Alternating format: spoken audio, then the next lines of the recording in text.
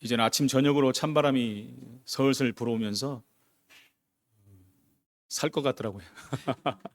네, 낮에는 아직도 상당히 뜨겁지요. 곡식이 익어야 되니까. 뭐 자다 보니까 제가 뭐 이불을 덮고 있는 모습이 있더라고요. 벌써 그죠? 그 정도로 이제 날씨가 아무리 더워도 결국 계절은 바뀌게 되어 있습니다. 아침에는 뭐 감기 기운도 있는 것 같아요. 막. 그런데 지금은 좀 회복이 됐습니다만은 이렇게 계절이 바뀔 때 우리가 또 건강도 조심해야 되고 여름에 살던 모습으로 살아버리면 반드시 감기 옵니다. 그래서 바꿔야 돼요. 좀 더운 것 같더라도 옷을 좀 입어야 되고 이불도 좀 덮어야 되고 그럴 것 같습니다. 오늘 레위라는 세리가 예수를 따르다라는 말씀으로 하나님의 언약이 무엇이고 내가 어떻게 은혜 받아야 되고 어떻게 살아야 되겠는가라는 말씀을 다시 한번 확인해야 되겠습니다. 뭐 당회에 국회의원만 10명이 있는 교회도 있었습니다. 지금도 10명이 있는지 몰라도 굉장히 힘 있는 교회죠. 또 탤런트만 수백 명이 되는 그런 연예인 교회도 있었습니다. 경찰 간부가 다니는 교회도 있었고요. 그전에는 뭐 대통령이 다니는 교회도 있었습니다. 지역의 교육위원장이 당회원이 되는 그런 교회도 있습니다. 사람들은 대개 권력을 가진 사람들, 힘 있는 사람들을 좋아합니다. 뭔가 거기서 자기도 위안을 받고 또 문제가 왔을 때 힘을 얻기도 하고 문제를 해결받기도 하기 위해서죠. 그러나 예수님은 오늘 보니까 세리를 부르셨다. 세리는 누굽니까 여러분? 세금 징수원이에요. 간단히 말하면. 이 본문을 통해서 우리는 무엇을 깨달아야 합니까? 당시 세리는 그 당시 이스라엘이 로마의 속국이 된 그 당시를 말하는 것입니다. 그 당시에 로마가 세금을 징수했어요. 근데 유대 사회에서 가장 멸시받는 계층이 바로 창녀였고 또 미천한 사람들이고 또 세리가 같은 동급의 취급을 받은 것입니다. 왜 그렇습니까? 아니 세금을 받는데 무슨 창녀보다 못한 사람입니까? 세리가 동족들에게 세금을 걷는데 무거운 세금을 징수합니다. 그러니까 예를 들면 뭐 100만 원 걷어야 되는데 200만 원을 걷어가지고 100만 원은 로마에 바치고 100만 원은 자기가 먹어버리는 거죠. 그러니 일반 시민들이 얼마나 힘이 들겠습니까? 자기의 개인의 배를 채웠다는 것이죠. 이처럼 예수께서 반민족주의자죠. 완전히 반민족주의자. 매국노라고 했죠. 우리나라 옛날에 그런 사람을. 또 착취자라고 미움을 받았죠. 그 사람들이. 그래서 그 세리를 부르신 것은 그가 세리와 같은 죄인의 친구라는 사실을 나타내는 것입니다. 여러분 레위 하니까 누군지 모르지만 마태복음에 보면 세리 마태라는 말이 나옵니다. 똑같은 동일 인물이에요. 원래 이름이 레위인데 우리 주님을 만나고 나서 이름을 개명했죠. 바꿨어요. 마태라고 이름을 바꿨습니다. 마태라는 이름은 여호와의 선물이다. 하나님께서 선물로 주신 거예요. 구원을. 얼마나 감사합니까? 그러니까 이스라엘 사람들의 이름을 하나하나 보면 전부 뜻이 있습니다. 우리나라도 다 뜻이 있죠. 우리 한문 이름이 아닙니까? 그냥 순수 한글로 해도 다 뜻이 있죠. 그냥 짓는 사람이 없어요. 어느 나라나 마찬가지죠.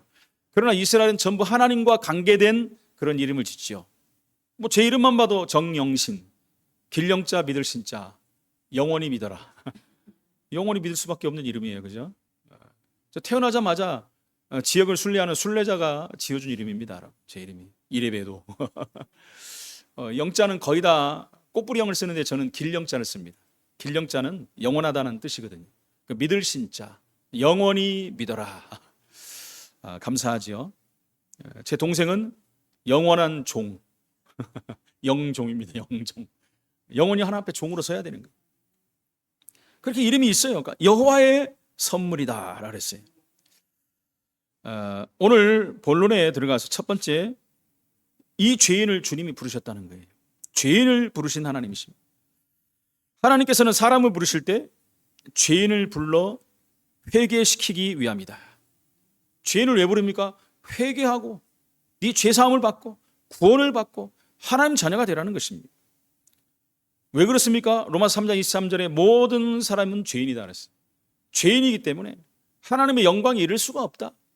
하나님께 영광 돌릴 수 없다. 하나님 만날 수가 없다라는 거예요. 원래 인간은 하나님과 같이 살기로 창조된 존재인데 하나님을 만날 수 없는 비참한 존재가 됐다는 것입니다.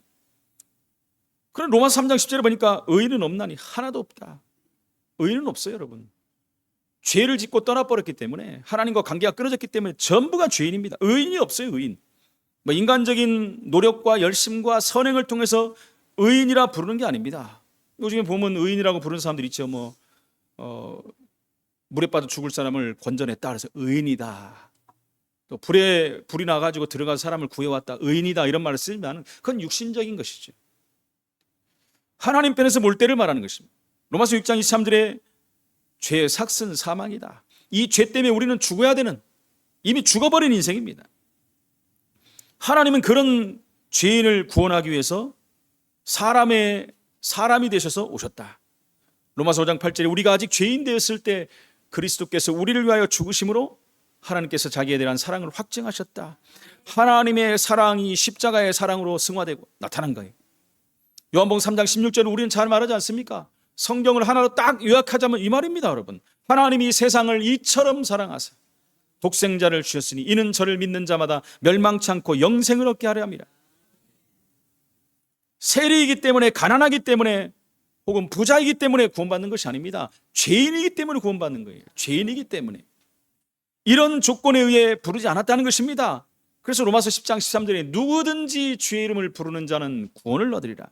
누구든지 예수 이름 부르면, 죄를 회개하면 구원받는다 그랬어요. 로마 10장 10절에 사람이 마음으로 믿어 의에 이르고 입으로 시인함으로 구원에 이르니라. 마음으로 믿어야지요. 겉으로만 그냥 교회 다녀갖고 되는 게 아닙니다. 실제로 마음으로 믿고 고백해야 돼요. 요한복음 1장 12절에 그게 뭡니까? 영접이라는 얘기. 영접하는 자 곧 그 이름을 믿는 자들에게는 하나님의 자녀가 되는 권세를 주셨다. 그냥 구원받는 것만 끝난 게 권세까지도 받아버렸어요. 하나님 자녀가 되는 권세를 받은 거예요. 계시록 3장 20절에 보니까 볼지어다 내가 마음 문 밖에서 두드리노니, 문 밖에서 예수님 두드리는 거예요. 전도자를 통해서, 또 예배를 통해서, 무언가를 통해서 주님이 날마다 부르십니다. 구원 얻을 자를. 내 음성을 듣고 마음 문을 열면 내가 그에게로 들어가서 그와 더불어 먹고 가족이 되고 그와 더불어 살리라고 말씀하셨어요. 우리 속에 함께 영원토록 계시겠다고 말씀했습니다. 조건이 아니라는 거예요. 간단합니다. 믿으면 되는 거예요. 믿으면. 그런데 그 믿음조차도 하나님이 은혜를 주셨다. 오늘 여기 앉은 모든 분들은 그 은혜로 인하여 구원을 받은 줄로 믿습니다. 여러분, 법을 다 지켰다 해도 성경이 말하는 죄는 그런 것이 아닙니다, 여러분. 법을 다 지켰다는 것은 자범죄죠, 자범죄. 우리는 자범죄로 구원받는 게 아닙니다. 원죄로 구원받는 거예요. 창세기 3장 원죄 이후로 인간에게 닥친 심각한 문제, 그것이 죄입니다, 여러분. 그것을 해결하기 위해서 인간은 해결할 수 없습니다. 인간은 그 죄 때문에 에덴에서 쫓겨나 버렸어요. 하나님과의 관계가 끊어져 버렸어요. 그런데 그 부분을 우리 스스로 복원할 수가 없어요. 회복할 수 없고 하나님 찾아갈 수도 없습니다.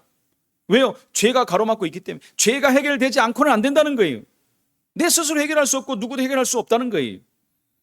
그것을 해결하기 위해서 우리 하나님께서 그리스도를 보내신 것입니다. 노예가 아들을 낳으면 손자를 낳아도, 아들을 낳아도, 손자를 낳아도 아무리 잘생기고 건강하고 똑똑해도 노예일 뿐입니다. 다 노예예요. 대를 위해서 노예가 되는 거예요. 이런 멸망과 저주가 인간에게 계속 되어진다는 것입니다. 빠져나오는 길은 오직 하나입니다.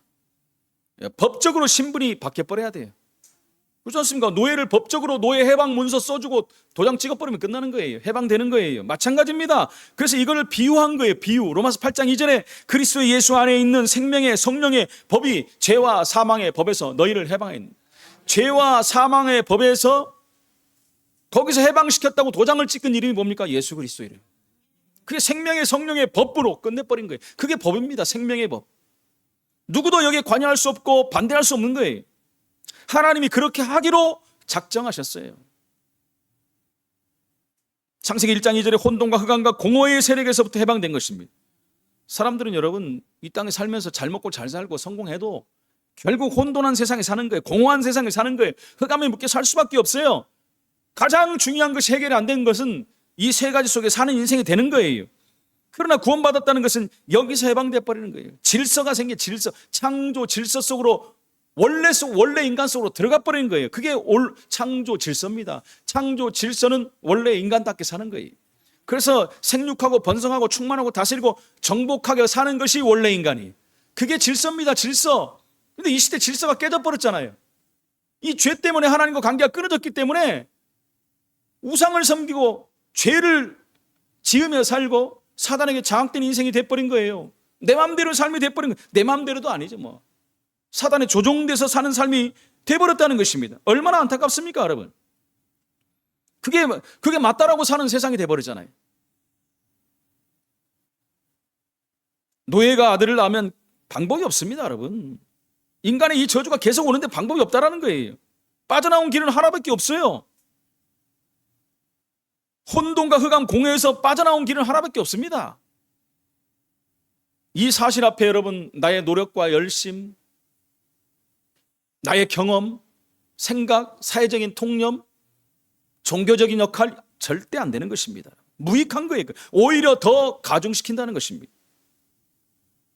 창세기 3장 16절 20절에 묶여 있습니다. 죄 때문에 저주와 고통이 인간에 계속 와요. 한마디로 고단한 인생을 살아가네. 고단한 인생. 그 남자는 어떻게 됐습니까? 여자는 임신하는 고통을 받을 수밖에 없어요. 남자는 평생 수고하고 땀을 흘려야 먹고 살 수밖에 없는 인생이 돼버린 게 얼마나 고단합니까 여러분? 얼마나 고단합니까?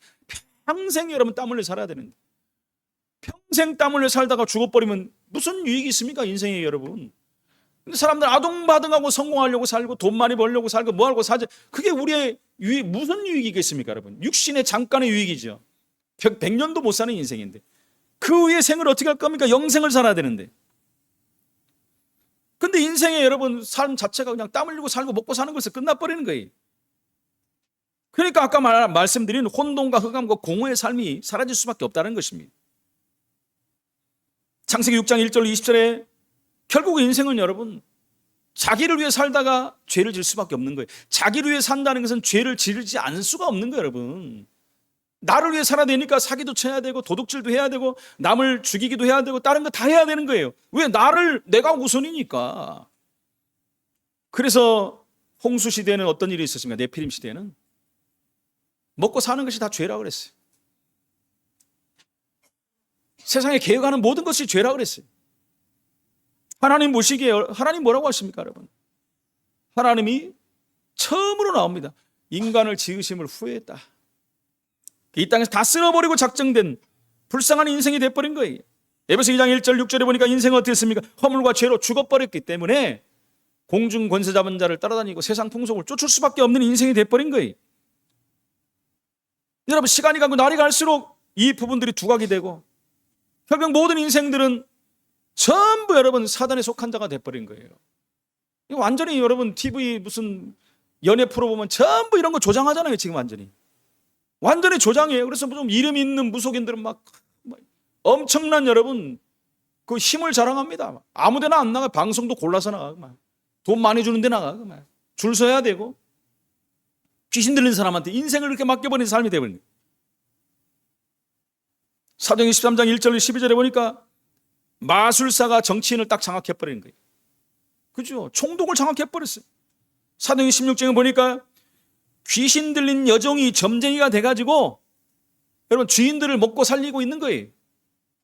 사도행전 19장에 보니까 이제는 그 완전히 동네가 에베소 동네가 엄청난 동네인데 우상 숭배하는 동네가 돼버린 거예요. 우상 숭배. 본격적으로 우상 숭배를 하면서 음란이 난무하고 여호와 이름을 망령되게 만드는 도시가 돼버린 거예요. 지금 이 시대가 그러는 거예요. 예수 믿는 사람이 많고 교회가 이렇게 많은데도 나라와 민족 모든 것이 점점 고통과 어려움 속으로 들어가고 있습니다. 그래서 인간은 제일 먼저 구원받아야 돼요, 여러분.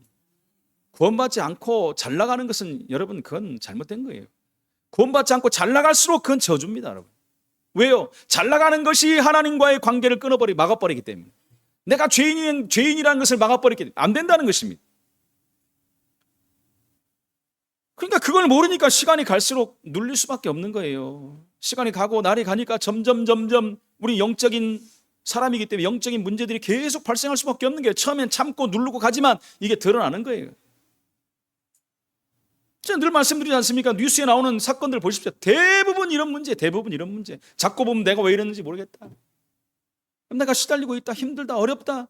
이번 주만 해도 얼마나 많은 사건들이, 그런 사건이 이러면, 정상적인 사람이 그런 큰 일을 저지르는 법이 없어요. 제가 늘 말씀드리지 않습니까? 그래서 사실은 여러분, 피의자가 사실은 영적 피해자다. 피해자예요, 피해자. 그 사람들이 복음을 알고 여러분 여기서 빠져나왔다면 그런 일을 저지를 수가 없는 거예요. 그러니까 우상숭배할 수밖에 없는 거예요. 본질적으로, 본능적으로 인간은 하나님 만나야 되기 때문에, 하나님과 결별됐기 때문에 본능적으로 뭔가를 만나야 돼요. 만날 수 없지만 그 자리를 채워야 되는 거예요. 그걸 우상이래요, 우상. 하나님 자리에 우상이 딱 들어가 버린 거예요. 하나님 자리를 차지해 버린 거예요. 무서운지 모르고 그냥 이제 조종을 당하면서 사는 거예요. 그러다 보니까 정신병, 육신병 다 들어오는 겁니다. 그걸 세상에서는 이렇게 말하잖아요. 운명과 사주팔자. 그래서 오늘 두 번째로, 그런 고통과 저주, 어려움 가운데 있는 구원받을 자를 우리 주님이 부르신 거예요. 그 대표적인 사람이 누굽니까? 레위라는 사람, 마태라는 사람을 그냥 부른 것이 아니라 제자로 불러버렸어요. 그러니까 세상 사람들이 이해가 안 가는 거죠. 이해가 안 가요. 말도 안 되는 것입니다. 성경에 보니까 예수님 부르니까 바로 다 내려놓고 따라가 버려요. 그것은 무슨 말입니까? 너무나 시달렸다는 거예요. 너무나 고통 가운데 있었다는 거예요. 누구 말도 못하고, 그지? 늘 듣는 얘기가 저주스러운 얘기를 듣잖아요. 네 매국노다, 나쁜 인간이다. 어떻게 로마 편에 서가지고 이 국민들을 이렇게 힘들게 만드느냐. 계속 들을 거 아닙니까, 여러분? 그거 하면서도 얼마나 힘들겠어요. 안 할 수도 없고.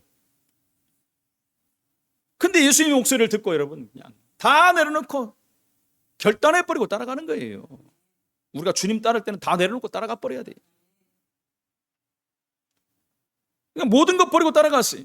마태복음 4장 19절 20절에 나오지 않습니까? 나를 따라오너라. 내가 너희를 사람 낚는 어부로 만들겠다. 어부가 되게 하리라. 그러니까 뭐라고? 그들이 곧 그물을 버려두고 예수를 따랐다. 구원받을 시간에 주님께서는 구원받은 자를 부르시는 거예요. 이런 자를 우리가 만나는 겁니다, 여러분. 우리가 열심히 해갖고 막 한없이 수없이 막 돌아다녀갖고 전도가 됩니까? 아니에요. 하나님이 만나게 할 사람을 만나버리면 돼요. 그래서 고린도후서 6장 2절에 뭐라고 합니까? 보라, 지금은 은혜 받을 만한 때요. 보라, 지금은 구원의 날이로다. 주의 은혜로 구원받는 날이 됐다는 것입니다. 세리는 예수님을 만나서 모든 것 버리고 쫓았습니다. 무슨 말입니까? 나를 내려놨어요. 저와 여러분들 나를 내려놓는 신앙인이 돼야 돼요. 하나님 앞에 나와서 내 것 다 가지고 하나님 바라보면 안 됩니다. 하나님, 주여 나는 죄인으로서이다. 하나님, 수고하고 무거운 짐 주님께 맡깁니다. 나를 치유하시고 내 짐을 받으시고 응답하여 주옵소서. 생명의 주관자가 누구인지를 분명하게 알았기 때문에 그렇습니다. 얼마나 중요합니까? 생명의 주관자가 누굽니까? 열심히 건강하고 산의 짐이 다 먹고 건강 챙기고 다 한다고는 한들 하나님이 생명을 주관하십니다. 그렇다고 해서 하나님이 생명을 주관하시니까 마음대로 살자, 그것도 잘못된 거죠. 건강 관리를 우리가 해야 돼요. 여기서 예수를 따르는 자들이 가져야 할 제자의 자세를 보여주는 것입니다. 즉시 따라가는 거예요. 다 내려놓고 따라가는 거예요. 우린 예수께서 그의 복음 사역을 위해서 우리를 부르실 때 언제든지 자신을 내려놓고 모든 건 내려놓고 버려놓고 예수님의 명령을 전적으로 순종할 수 있는 그런 자세를 가져야 된다는 것입니다. 히브리서 11장 8절에 보니까 믿음으로 아브라함은 부르심을 받았을 때 그러잖아요. 믿음으로, 그죠? 순종하여 장래 유업으로 받을 땅에 나아갈세. 장래 유업으로 받을 땅을 나아가는데 중요한 게 뭐냐면 갈 바를 알지 못하고 가는 거예요. 어디로 갈지도 모르고 무조건 가는 거예요. 근데 뭐예요? 믿음으로 갔다. 하나님이 인도하실 것을 믿고 나갔다는 거예요. 그러면서 이 세리가 주님의 부르심에 따라가면서 뭘 했냐면은 큰 잔치를 베풀었다. 대단하지 않습니까? 그 아까운 돈을, 그죠? 큰 잔치를 벌였다는 건 큰 돈이 나갔다는 거예요. 여러분, 지난주에 봤던 중풍병 환자 친구들의 믿음을 보십시오. 여러분, 예수님 만나면 치유된다는 확신을 가지고 왔는데 길이 막혀버렸어요. 예수님 만날 길이 없어요. 이거 어떻게 했어요? 지붕을 뜯고 내려간 거예요. 지붕을 뜯고 환자를 내려보낸 거예요. 예수님이 얼마나 기뻐하세요. 내 죄사함을 받았느니라. 죄사함을 받았는데 여러분, 중풍병까지 치유돼 버렸어요. 그런 믿음을 주님이 원하시는 것입니다. 혈루증 걸린 여인이 예수님의 옷자락만 잡아도 나을 것이라는 믿음을 가지고 그 많은 사람 중에 나아가서 그 옷자락에 손을 댄 거예요. 그냥 잡았습니까, 여러분? 믿음으로. 예수님이 얼마나 기뻐하셨습니까, 여러분? 내 믿음이 너를 구원했다. 바디메오의 믿음을 보십시오, 여러분. 예수님 만나면 될 것을 알고 보이지 않는데 소리 지릅니다. 다윗의 자손 예수여, 나를 구원하소서. 나를 불쌍히 여기소서. 사람들이 말립니다. 시끄럽다. 왜 소리 지르냐? 바디메오는 알았어요. 이분만이 나를 치유하고 나를 구원하실 분인 걸 알았어요. 그러니까 또 소리 지르는 거예요. 다윗의 자손 예수여, 나를 불쌍히 여기소서. 예수님이 얼마나 기뻐하십니까? 당장 치유가 돼버립니다. 누가복음 18장에 보면 불의한 재판을 받은 과부가 올바른 판단을 하는 기준이 나오지 않습니까? 올바른 판단. 이게 오늘 예수 믿는 사람들의 판단이 돼야 되는 거예요. 그렇죠. 아무리 악한 재판장이지만 그 악한 재판장만 이 판결을 다시 뒤집을 수 있다는 확신 가지고 나간 거예요. 그런데 하물며 우리 예수님께서, 우리 하나님께서, 우리 성령님께서 우리의 기도에 듣지 않으시겠냐는 거잖아요. 오늘 세 번째, 우리 주님께서는 사람을 부를 때 미래에 쓰임받을 자를 부르십니다. 미래에 쓰임받을 자를 부르셔요. 근데 유대인들은 어떻습니까, 여러분? 교만이 가득 차가지고 지금 속국으로 있는 자체도 얼마나 지금 힘들고 어렵습니까? 근데 그 상태도 교만해요. 그래서 뭐라고 합니까? 너희가 어찌하여 세리와 죄인과 함께 마시느냐 비방했어요. 율법으로는 여러분, 구약의 율법으로는 같이 먹을 수가 없다는 얘기예요. 그거 가지고 여러분, 그들에게는 식탁에서의 교제가 서로를 받아들인다는 의미가 있습니다. 아무나 식탁 대하지 않지 않습니까? 그죠? 특히 유대인은 더 그래요. 식탁에 초대한다는 것은 굉장히 신뢰하고 아니면 존경하고 위하는 사람을 부릅니다. 근데 여러분, 여기 세리 죄인이 왔다는 거예요. 식탁에. 그들의 신앙으로는 이해할 수가 없는 거예요. 그들과 함께 식사를 하는 제자들의 행위를 이해할 수가 없다는 것입니다. 이 같은 그들의 비난은 제자들을 향한 것이지만 사실은 예수님을 향한 것입니다. 예수님을 향한. 이처럼 그들에게는 예수와 제자들이 혐오의 대상이었다는 거예요. 결국은 예수님 십자가에 못 박는 주역이 된 거 아닙니까, 여러분? 하나님의 백성이 된 그 지체의 과거를 가지고 우리는 비방해서 안 됩니다. 야, 옛날에 저 인간 깡패였는데, 옛날에 못돼 처먹었는데, 옛날에 도박하고 살고 있는 자, 아유, 저런 것이 예수 믿어? 그런 자를 예수님이 부른 거예요. 우리는 왜 그랬어요? 그리스도의 피를 나눈 지체입니다. 시간 좀 잘못해도 수용하고 포용하고 용납하고 배려하고. 왜요? 복음 때문에. 더욱이 그 사람의 인격은 더 이상 과거의 흔적을 가지고 있지 않는 새로운 인격입니다. 바뀌었어요, 이제는 여러분. 새 사람이 됐습니다. 고린도서장 17절에 그런즉 누구든지 그리스도 안에 있으면 새로운 피조물이라. 이전 것은 지나갔으니 보라, 새 것이 되었도다. 새 것이 된 사람 가지고 흔 것, 옛날 것 끄집어내지 말라는 거예요. 제가 잘 말하잖아요. 옛날에 왕년에 그런 말 필요 없어요. 지금 잘해야지, 그죠? 옛날에 못한 사람이 어디 있습니까? 옛날 잘 안 나간 사람이 어디 있습니까? 잘 안 나가도 잘 나갔다고 막 해도 누가 알아요? 왕년에 옛날에 하지 마세요. 절대 하지 마세요. 그러나 미래를 놓고 세계복음화 리더로 하나님은 부르셨다는 것입니다. 세례를 그런 마음으로 부르신 거예요. 그래서 결국 세계복음화에 쓰임받는 인물이 됐잖아요. 마태라는 사람이 됐어요. 마태복음을 기록한 자예요. 예수님이 12제자 안에 들어가 버렸어요. 얼마나 복된 사람이 됐습니까, 여러분? 그런데 그거 가지고 아이고 그 못돼 먹은 죄인 세리가 무슨 예수님 제자가 되냐? 무슨 같이 밥을 먹느냐? 저 인간들 잘못됐어. 이 비방할 수가 없다는 거예요. 다 지나간 거예요. 회개했다는 것입니다. 그러다 보니까 유대인이 어떻습니까? 유대인이 이겼습니까, 여러분? 초대교회가 이겼습니다. 초대교회가 이겼어요. 연약하고 부족한 사람이 모인 초대교회가 이겼다는 거예요. 유대인은 나중에 국가와 민족까지 다 없어져 버렸습니다. 우리가 아다시피 1800년 이상 나라를 잃고 방황하는 유랑민족이 돼버렸어요. 디아스포라라고 하지 않습니까? 그런데 그 안에도 하나님의 계획이 있었어요. 그 안에도. 그러나 여러분, 이 초대교회 사람들은 세계를 정복하고 우리가 이 자리에서 그 대를 이어가는 전도자로 서고 있는 거 아니겠습니까? 어느 것이 맞습니까, 여러분? 예수님께서 레위를 미래를 보고 부르셨다는 거예요. 저와 여러분들을 미래를 보고 부르셨다는 것입니다.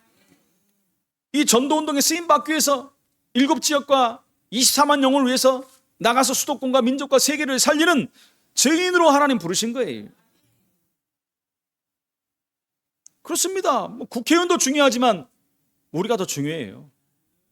국회의원은 듣거나 말거나, 저는 정신병이라고 생각하는 사람이니까. 다 똑같은 인간들입니다.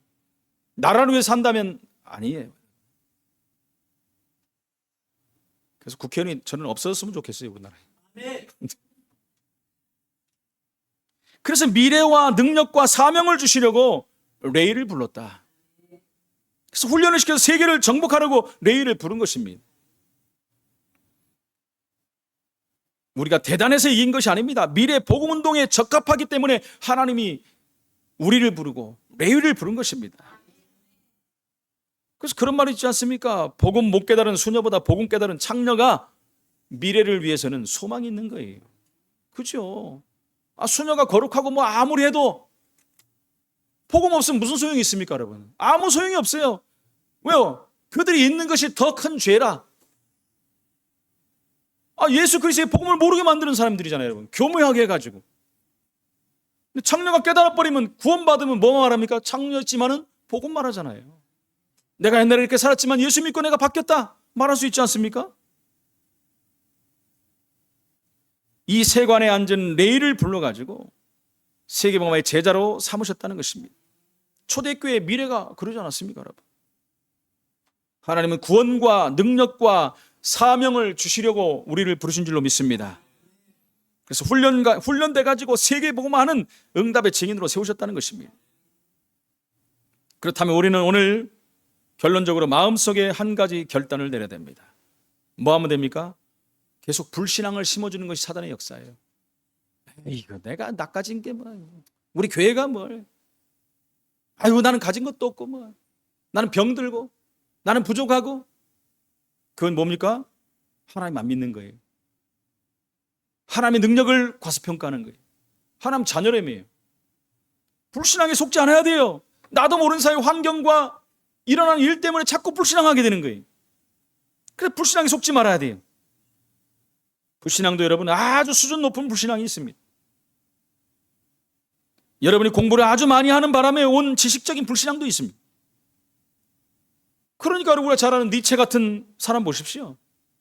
공부를 너무 많이 하고 보니까 목사의 자녀이면서도 뭐라 그래? 하나님 없다 그래. 하나님 없다. 하나님 어딨냐? 한 단계 뛰어넘어서 뭐래? 하나님 죽었다 이렇게 해버려요. 죽었다. 공산주의 하나님 죽었다고 총 쏘지 않습니까? 니체는 얼마 안 가서 정신이 돌아갔고 정신병원에 입원했습니다. 니체는 여러분 집에서 죽은 게 아닙니다. 여러분 정신병원에 죽었어요. 그것도 자기 방에서 죽은 것이 아니라 마당에 나와서 죽었어요. 그것도 밤에 자다가 죽은 것도 아니고 한낮에 죽었어요. 그것도 하늘을 쳐다보면서 고함을 지르면서 죽었어요. 그 소리도 또 이상한 소리예요. 한낮인데도 대낮인데도 태양 밑에서 태양을 바라보면서 뭐라고 합니까? 고함 쳤어요. 아이고 어둡고 껌껌하다. 왜 이렇게 어둡냐 껌껌하냐. 무슨 말입니까? 어둠 속에 흑암 속에 묶여버려서 그래요. 그렇게 죽은 니체의 마지막 소리가 어둡다고 깜깜하다고 말한 것입니다. 우리는 지식적 불신앙에 죽으면 안 됩니다. 세 번째는 신앙적인 불신앙이 있습니다. 신학적인 불신앙에 속아버려요. 대한민국과 세계 3분의 2의 신학교는 우리가 모르도록 여러분 하나님 말씀을 믿지 못하도록 가르치고 있습니다. 믿지 못하도록 가르치고 있어요. 어제 어떤 유튜브를 보니까 어떤 목사가 나와가지고 그런 얘기를 하더라고요. 장로교와 감리교와 성결교와 오순절교의 차이가 뭔지 아느냐 쭉 얘기. 제가 늘 말했던 그 얘기를 하더라고요. 그렇게 했으면 결론을 내줘야지. 그러니까 잘 선택해가지고 하나 잘 믿으면 된다. 제가 뭐라 그러는지 압니까? 땡이다 나는. 목사가 그렇게 가르치면 되겠습니까, 여러분? 그렇게 가르치면 되겠습니까? 간단하잖아요. 예수 믿으면 구원받는 것이 성경이에요. 거기에 다른 거 붙으면 성경 아닙니다, 여러분. 자꾸 다른 걸 붙이려고 해요. 그래도 그랬지 사회 구원을 해야 되고, 그래도 열심히 살아야 되고, 공덕을 쌓아야 되고, 가봐야 알고 죽어봐야 알고, 성경에 없는 얘기들을 막 해버립니다. 세계적인 신학자 김 무슨 윤 박사 있습니다. 7개국인가 10개국어를 하는, 미국에서 더 알아준 신학자. 이상한 소리 합니다, 그분들. 우리가 말하는 그런 구원론이 아니라니까요. 제가 그렇게 괜찮게 맞던 미국의 어떤 유명한 목사님도 제가 메시지 듣다가 이분도 아니다 딱 쳐버렸어요. 아무리 은혜 받고 아무리 잘 나가도 여러분 구원관에서 틀려버리면 땡입니다, 여러분. 아니에요. 아이들은 빼고 이렇게 말해버리는 거예요. 사랑이 하나님이 아이들은 이래. 그러면 보통 문제가 아니에요. 사랑이 하나님이 저 나라를 위해서 열심히 전쟁했던 이순신 장군은, 그렇게 말하는 사람 있잖아요. 우리 김동길 박사. 아이고, 김동길 박사 같은 분은 구원받았다. 나라를 위해서 그렇게 했는데. 이순신 장군. 세종대왕도 받아야 되고, 강감찬 장군도 받아야 되고, 을지문독도 받아야 되고, 단군 할아버지도 받아야 되고, 나라를 만드느라고 얼마나 수고했어요. 하나님과 예수님과 전혀 관계없는 얘기를 하는 거예요. 그것도 누굽니까? 굉장한 지식적인 학식적인 것이 풍부한 그런 사람들이 말아버리니까 영향이 얼마나 갑니까, 여러분? 영향이 얼마나? 아니, 성경을 믿어야 되는데 자꾸 자기 거를 들어가고 지식적인 것을. 근데 문제는 뭐냐? 신학교에서도 그렇게 가르치니까 문제가 되는 거예요. 신학교에서도. 어제도 우리 노예 정권의 모임이 있어 제가 그런 이제 같은 얘기하다 그런 얘기를 했습니다만, 이제 교회가 이제 교단이 합동을 하고, 자 밑에 교단에서는 이제 신학 세미나도 하고 그러더라고요. 우리 전체 교단도 한번 했지 않습니까? 그래서 우리도 이제 교육국에서 그런 거 해야 된다. 딴 데 부를 것도 없이 국제 신학교에 보니까, 신학대학에 보니까 좋은 교수들 되게 많더라. 그분들 불러가지고 목사님들 다 모여갖고 같이 세미나 하고 은혜 받고 하자. 그래야 되겠다고 다 그러. 당신들 들어보지 않았냐? 저번에 우리 신학 세미나 할 때 얼마 젊은 여자 교수인데 아이고 미가서 가지고 복음이 막 줄줄줄 나오는 게 이야, 이 대단한 여자네. 죄송합니다, 여자라고 해서. 대단한 교수다 내가 그랬어요. 대단한 교수다. 그런 사람 부르면 올 거 아니냐 그랬어요. 아무리 연약하고 부족하고 이름 없어도 복음 말하는 사람 불러야죠. 또 이번에 무슨 이제 세미나를 해요. 이제 신학 연장 교육을 이번에 해요. 우리 이제 합쳤으니까 한다 그러는데, 교수진들 쫙 보니까 이상한 목사 하나 딱 들어가잖아요. 내가 최고 싫어하는 목사 중에 하나인데, 아니 잘 나가다 이건 또 뭐야? 근데 노회장님한테 얘기해라. 이건 아니다. 아닌 건 아니라고 해야지 이게 뭐냐 도대체. 누구라고 얘기하면 또 여러분 안 되니까. 잘 나가다 또 제 마음을 상하게 해버린 거지. 이건 반드시 이 사람 빼야 된다는 얘기죠. 네가 뭔데 빼냐 그러면 할 말은 없지만은 제가 그렇습니다. 이런 일들이 자꾸 벌어지니까 안 된다는 거예요. 신학적인 불신앙이 생기는 거예요. 심지어 창세기, 출애굽기, 레위기, 신명기, 민수기를 갖다가 뭐라고 합니까? 신화다. 신화. 이스라엘의 신화다. 이스라엘에서 내놓은 고전이다. 그건 안 믿어도 된다. 여러분, 그 안에 얼마나 복음이, 주옥 같은 복음이 들어있는데, 창세기만 믿고도 우리가 구원받을 수 있고, 출애굽기만 믿고도 구원받을 수 있고, 레위기, 신명기, 민수기만 보고도 구원받을 수 있고. 왜요? 그 안에 복음 그리스도가 있기 때문에. 이걸 신화라고 가르친다니까요. 유명한 신학자 칼 바르트, 모르는 사람 없습니다. 우리 공부하는 사람들은. 최고의 신학자입니다, 여러분. 성경 속에 하나님의 말씀도 있다, 이렇게 가르쳤어요. 최고의 신학자. 그럼 성경 속에 하나님의 말씀도 없다잖아요. 그죠? 말씀도 있다면 없다라는 게 있잖아요. 여러분, 이 사람 구원 못 받았을 것 같아요, 저는 그렇게 말하면. 진짜 복음 모르는 사람의 소리입니다, 여러분. 아무리 유명해도. 그래서 독일이 저 모양이 된 거예요, 여러분. 독일의 유명한 신학자들이 얼마나 많은지 압니까? 세계 최고의 신학자. 대부분 여러분 자유주의 신학자들이에요. 자유주의 신학이 뭡니까? 지 맘대로 해석하는 걸 자유주의랍니다. 제가 붙인 지 맘대로 하는 걸 자유주의이다. 여러분, 에밀 브루너라는 또 유명한 신학자가 있어요. 이 사람은 이런 말을 했어요. 성경 말씀을 너무 열심히 믿어버리면 우상이다. 미친 거죠. 최고의 신학자인데 제가 미쳤다고 합니다. 지금. 몇 년 전에, 요즘 그 사람도 다 죽었지 옛날에. 몰트만이라는 신학자가 세계 최고 신학자로 불림을 받습니다. 독일에. 근데 완전 자유주의 신학자거든요. 그 신학자가 우리나라 왔었어요. 몇 년 전에. 왔더니 모든 목사님들 다 갔어요. 그 세미나에. 거기에 보니까 우리나라 유명한 목사님들, 신학자들 다 갔어요. 네? 우리가 말하는 정말 오리지널 개혁주의를 하는 목사님들까지 다 쫓아가. 세계적인 신학자가 왔다고. 아유, 저는 돈 주고 오라도 안 갑니다. 주지도 않고 오라고도 않겠지만.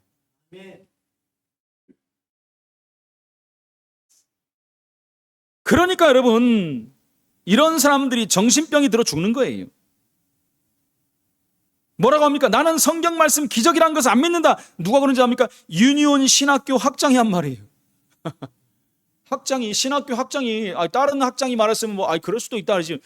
아니, 신학교 학장이 성경 말씀을 기적을 안 믿는다는 거예요. 그러면 하나도, 예수님의 탄생부터 안 믿어지겠죠. 예수님의 십자가 죽으심과 부활도 안 믿어지겠죠. 재림 오신다는 건 더 안 믿어지겠죠. 천국과 지옥도 안 믿어지겠죠. 뭐가 믿어지겠습니까, 여러분? 근데 이 사람이 어느 날 자살을 해버렸어요. 자살하고도 남지요. 안 믿어지는데 천국 지옥도 안 믿어지고 기적도 안 믿어지는데 뭐가 믿어지겠습니까, 여러분? 기적 중에 기적이 하나님이 사람이 되고 오신 게 기적인데 그게 안 믿어지는데 어떻게 합니까, 여러분? 너무너무 여러분 은혜 되는데 자살합니까? 자살은 언제 합니까, 여러분? 절망할 때 하네, 절망할 때. 보통 문제가 아니죠. 그래서 신학적 불신앙에 속지 말아야 됩니다. 마지막으로 그저 우리는 단순하게 믿으면 돼요. 덮어놓고 믿지 마시고 단순하게 예수가 그리스도임을 믿어버리면 돼요. 아니 어쩌서 저쩌서 왜 이래버리면 이제 안 되는 거예요. 뭔가를 달고 또 그것 갖고 그것 가지고 공부를 하고 조사를 하고. 성경 말씀 우리 2부 때 계속 하잖아요, 여러분. 요즘 말씀에 대해서 계속 우리 말씀 듣잖아요. 하나님 말씀은 성경 말씀 60권 하나님 말씀이에요. 무오한 책이에요. 오류가 없어요. 100%예요. 그게 안 믿어지니까 이제 헷갈리는 거예요, 이게 지금. 단순하게 믿으시기 바랍니다, 여러분. 어렵게 믿지 말고 1789년에 프랑스 혁명이 일어났어요. 그냥 믿으면 돼요, 그죠? 그거 안 믿어진다. 무슨 그때 일어났냐? 딴 나라 혁명 아니냐? 정말이냐? 그러면 머리 아픈 거예요. 그것을 믿고 연대를 맞춰보면 나오잖아요. 저희 아버님 성함은, 우리 아버님 성은 정가입니다. 정가. 나라 정자 경주정이에요. 우리 경주. 진짜 우리 아버지 맞나? 우리 아버지 딴 데 있는 거 아니야? 나 혹시 송씨 아니야? 이러면 이제 문제가 되는 거예요. 아버지한테 가갖고 아버지 나 송씨 아니야? 이제 하나 맞는 거죠. 그냥 믿는 거예요, 여러분. 정말 만나 따지면 이제 골치 아픈 겁니다. 그때부터 이상한 거 나오는 거예요. 이 보통 모욕이 아니죠, 이렇게 되면, 그죠? 우리가 단순히 믿을 것은 믿어야 되는 거예요. 여러분 진짜 구원의 축복, 이 하나님의 언약의 축복을 누리게 되기를 예수 이름으로 축원을 드립니다. 그냥 예수 믿으면 구원받는다는 거예요. 얼마나 단순하고 간단하고 쉽습니까? 근데 믿고 나서 또 뭘 해야 되고 이거 해야 되고 저거 해야 되고 이렇게 해봐라 그렇게 해보고도 죽어봐야 알고 이러면 이제 진짜 골치 아픈 거죠. 다른 종교나 다를 바에 뭐가 있습니까, 그러면? 예수님이 다 끝냈다는데 믿으면 되는데. 그래서 여러분이 자녀 가정에 있는 모든 영적 문제 하나씩 해결돼 가는 거예요. 이렇게 믿어질 때, 안 믿어지는 데는 안 되는 거죠. 아마 여러분이 세밀한 응답이 찾아올 것입니다. 세리를 부르신 주님께서 우리를 부르신 줄로 믿습니다. 부르심의 응답을 누리시고 승리하시기를 예수 이름으로 축원을 드립니다. 하나님 은혜를 감사합니다. 레이라는 세리를 예수님이 부르셔서 그를 구원하시고 그를 제자 삼으셔서 세계봉화의 주인공으로 삼으신 거, 정말 이 시대에 우리를 부르시고 이 응답 주실 줄 믿고 감사를 드립니다. 부르심에 순응하고 나를 내려놓고 하나님 앞에 서서 중요한 응답의 증인으로 세워질 수 있도록 역사해 주옵소서. 예수 그리스도 이름으로 기도합나이다. 아멘.